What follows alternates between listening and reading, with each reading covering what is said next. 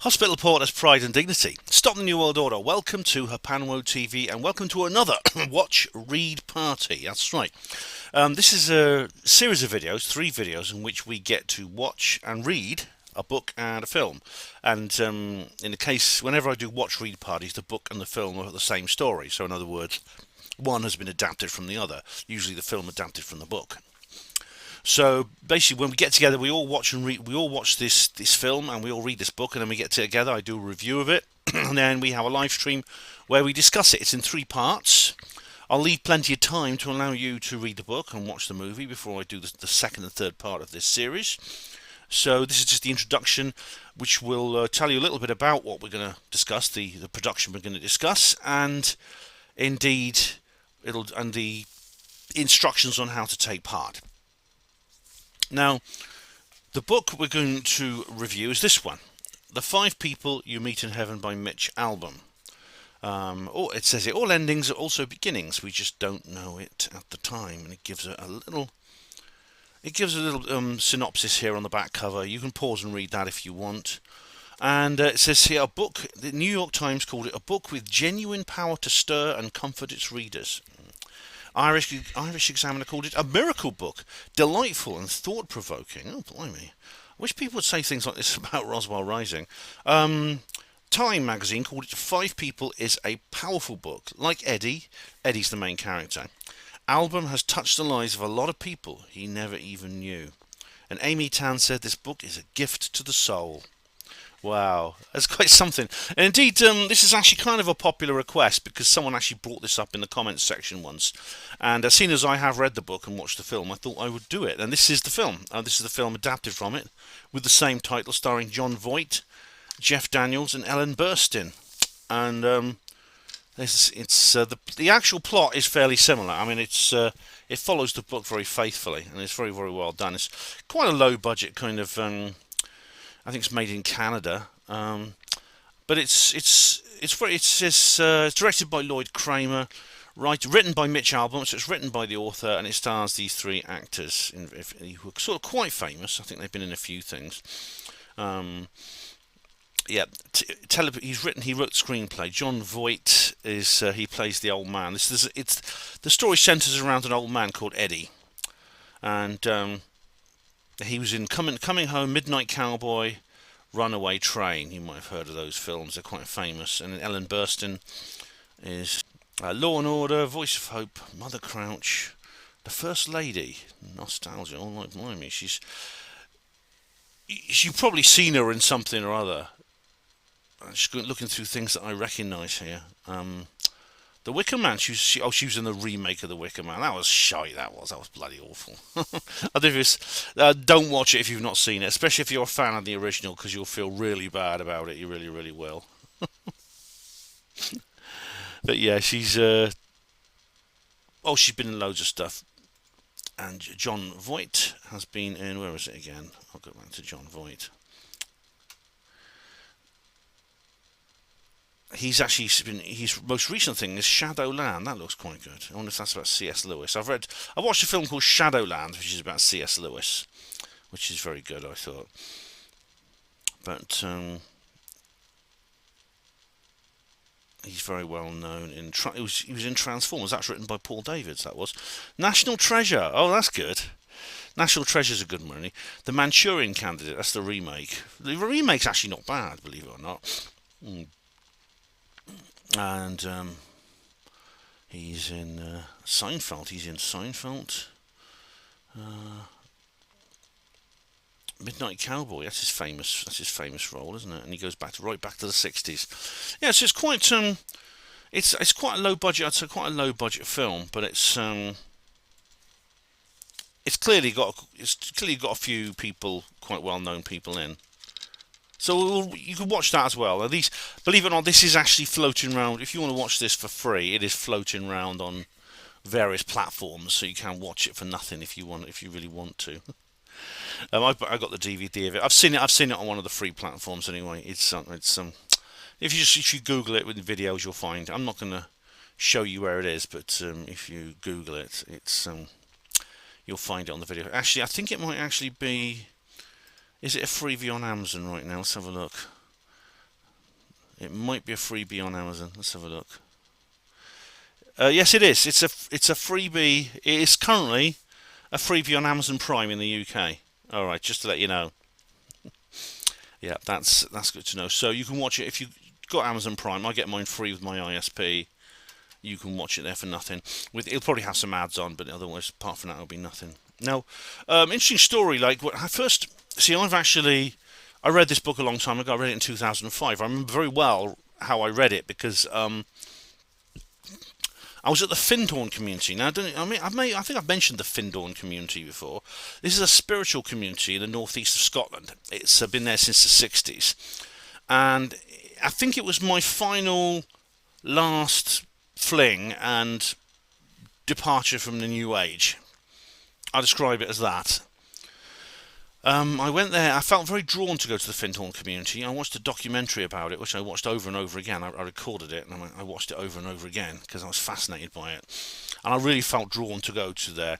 And indeed, that you can go there. You can go and spend a week there, and they call it Experience Week, where you just go and you live like the people who are there. You do a bit of work. You do there's some lecturing. There's some walks in the countryside, things like that. And it was something I really felt drawn to. I felt like there was this voice in me saying, "Ben, you need to do this. You need to do this." When I did it, I was disappointed by it. I was disappointed and I was disillusioned. Mostly, I wasn't completely bad. I had some good times. I met some nice people, but generally, I felt that it was not for me. I felt that it put me off the New Age, good and proper, actually, as if other experiences I had before that wouldn't. But that was back in 2005.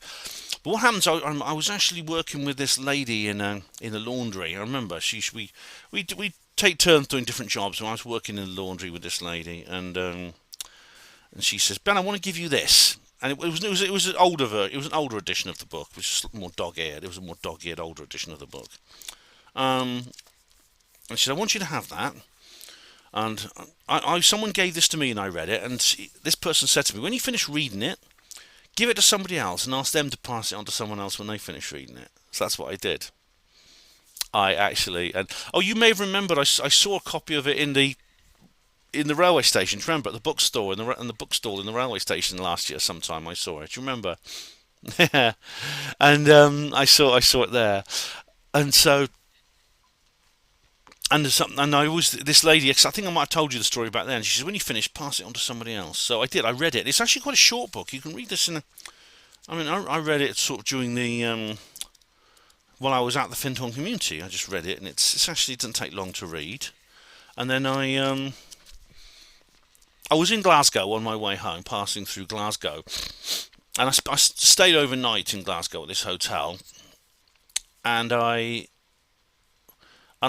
put it in. I went into, I think it was a doctor's waiting room, and I just left it on the shelf there. Yeah, I just left it on the shelf for somebody else.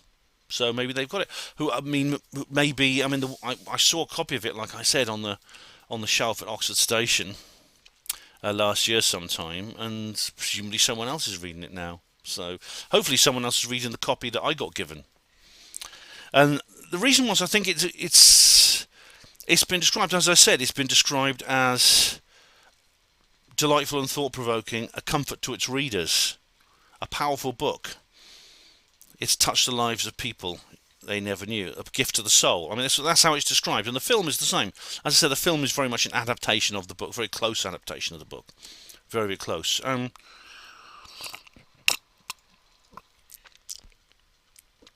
Created by Mitch Albom. Now, Mitch Albom's an interesting character because you can kind of see with by his output, the changes that went on in his life. Because he wasn't really famous at first. He was a sports journalist. He comes from northeastern US, born in 1958, and he earned a bachelor's degree in sociology and then studied journalism, and got a master's degree in journalism. And he became a sports journalist. He wrote a couple of books about sports as well. He actually took a job with Sport magazine. He covered the Olympics. He actually paid his own way to travel and went to the Olympics at various times. And and he had this sports column in the Detroit Free Press and Detroit News. Even though there was a bit of controversy, he got suspended at one point because he made a mistake about a basketball game, but which is a bit embarrassing. But apart from that, he seems to have been quite successful and became more and more well known. But it's pretty clear he had some kind of transformation, and that's because he wrote a book called Tuesdays with Morrie, and it says here. You see on the front of the... Let me just get the camera. You see it says the author of the international bestseller Tuesdays with Morrie. That's the book that it's the first of a new kind of book that he was writing. Now, Tuesdays with Morrie is like it's an autobiographical piece about his former professor of sociology at Brandeis University, who fell ill. He came down with ALS, Lou Gehrig's disease, the same thing that Stephen Hawking was supposed to have, but probably didn't, because I think Richard D. Hall's written about that. Stephen Hawking had something else, because people with ALS, they always die within, I think, 7 years is the record of how long before you die. And his old professor from university, who he's very fond of, came down with ALS and fell very seriously ill. He was badly disabled and eventually died. And by this time Mitch was working as a successful sports columnist. But then he thought, I should go and get in touch with this guy, and so he did. He saw him on a TV show called Nightline, and then felt compelled to go and visit him. And so he did. He went to visit his old professor. And because there happened to be a strike on a newspaper where he was working, he basically had a lot of time off work. So when he wasn't on the picket line, he usually had Tuesdays off. He went to visit. He went to visit this guy Morrie Schwartz. Morris, his name is Morris. What's his full name?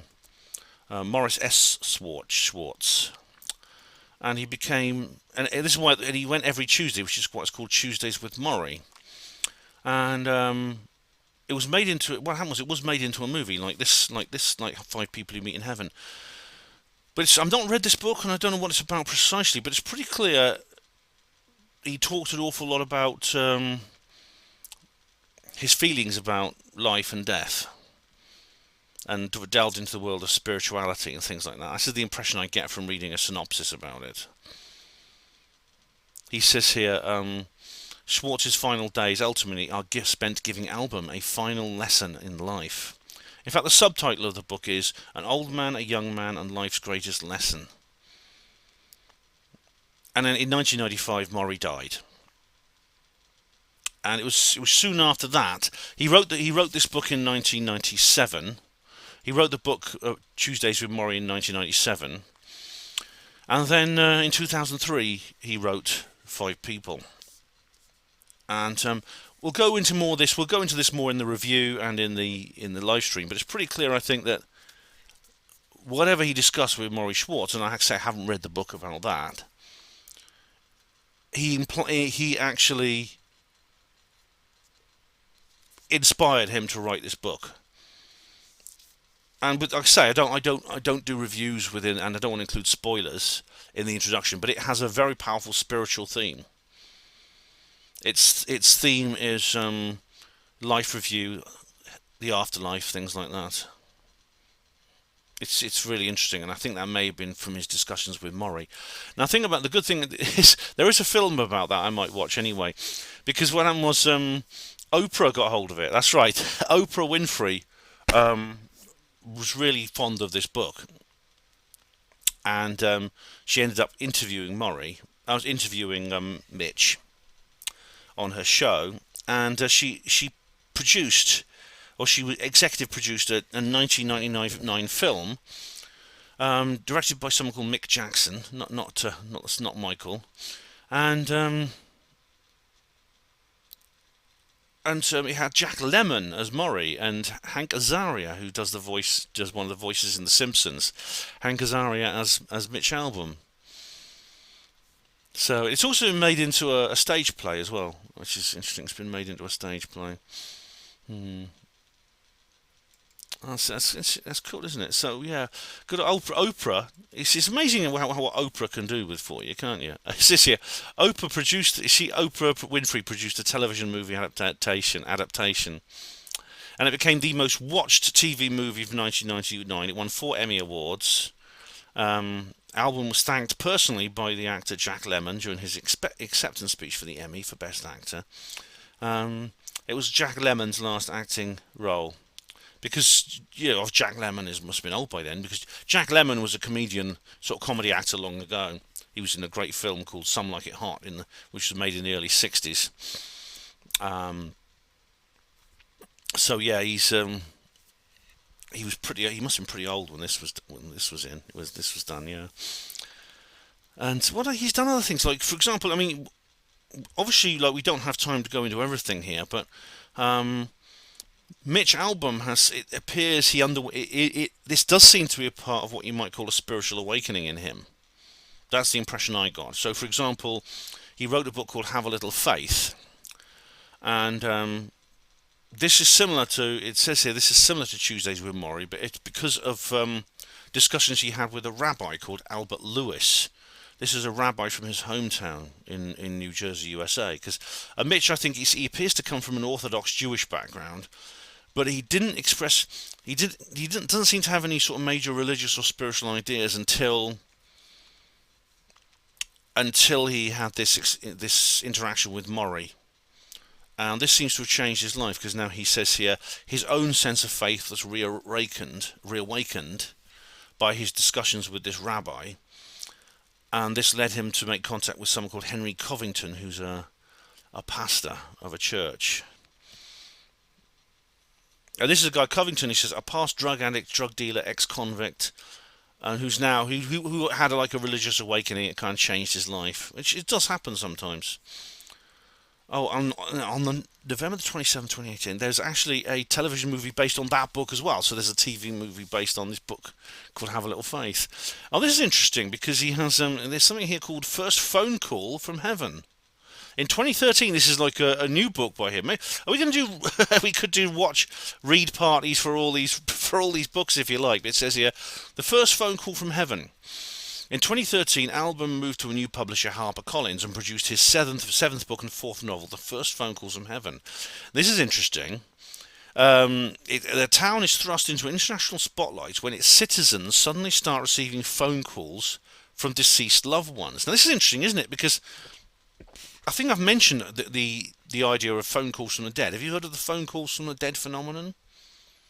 Well, literally, the phone rings and you pick it up, and it's someone. Often their voice is distorted and they're talking in a strange way. But it turns out that person died. Have you heard of that sort of thing? Have you heard of the phone calls from the dead phenomenon? It appears to be that. So, and it says here, and is this the greatest miracle ever or a massive hoax? Sully Harding, a grief-stricken single father recently released from prison, is determined to find the truth. Wow. That looks interesting, doesn't it? And then there's a sequel. The next person you meet in heaven is a sequel to the 5 people you meet in heaven. It tells the story of Eddie's heavenly reunion with Annie, and it goes into the plot line of this particular book, which we'll discuss. And it's kind of like a sequel. The story emphasizes on how lives and losses intersect, and that not only does every life matter, but also every ending is also a new beginning, which seems to be the tagline here. It says here, all endings are also beginnings, we just don't know it at the time. And Finding Chica, then he seems to have become a bit of a philanthropist. He's done a lot of charity work, Mitch Albom, and he adopted a young girl from Haiti after there'd been some hurricane, and she caught she was an orphan, and she died of a brain tumour. Oh, that's sad. And he established the Dream Fund in 1989 for disadvantaged children to study the arts. All right, this is before he met Morrie, so he met Morrie in the 90s. So this is clearly before. So he's clearly a charitable person before he became spiritual. Yeah. Oh, cool. So there you go. Oh, and I've got a picture of Maury here. Here's a picture of Maury. Let me just show it to you. There's Maury, and that's Mitch next to him. So this is a photo taken for the book he was writing, and of course then there's the film as a result of it. I'll have to go and watch that now. Maybe we could make the watch party about all of these things, but I think then the scope would just be too big, wouldn't it? It would just be too much to take in. But it's just an idea, yeah. But so what I'll do is I will wait a while, leave it a little bit, give you time to read this and to watch this if you've not already done so, and then we'll reconvene. I'll do a little review of the book and the film, and then what I will do, I will then pass this on to someone else. I'll put it in a charity shop, or I'll leave it on the shelf at the railway station or on the bookshelf there or something like that. I will do that, and I encourage you to do the same. Because even though, like I said, I had an awful time really at the Fenton community, it had its good sides, and that's one of the good sides, I thought. So yeah, I think this is going to be interesting. As I said, this was, even though I had read this and I've watched the movie, I didn't really plan on doing a read and watch party for it until someone else, one of you guys, I can't remember who it was. Please do say so in the comments section if it was you. But somebody suggested I do a watch read party for this particular story, and that's what we're going to do. So yeah, there's plenty more coming. I've got to do another comments reply video at some point, but I'm leaving it a bit longer because my comments seem to be getting less and less. I want to review another Stefan Molyneux audio as well, so that'll be fun. Another Stefan Molyneux where he went wrong kind of thing, you know. So thank you all of you for watching HPANWO TV.